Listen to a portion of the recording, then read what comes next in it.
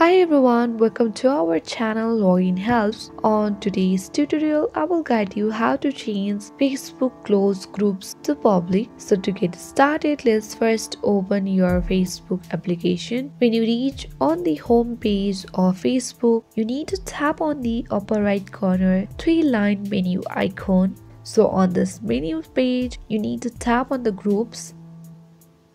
When you reach on the groups section, on the top you can see your groups option. Simply tap on your groups. So on this your groups page, you need to select the particular group that you want to change the privacy of.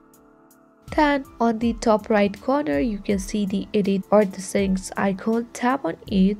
And on the manage group page, you need to scroll down, and under settings you can find group settings option. Tap on it. When you scroll down, you can see the privacy option. Simply tap on privacy. So this group has been set to private, so you can simply tap on cancel privacy change on the bottom of the screen and tap on cancel privacy change again. So now this group has been changed to public instead of private. You can simply refresh this page once and easily view that your Facebook group has been already changed to the public. So reopen your Facebook group, then you can see under privacy that the group has already been set to public. Hope so you found this video useful. Thank you for watching.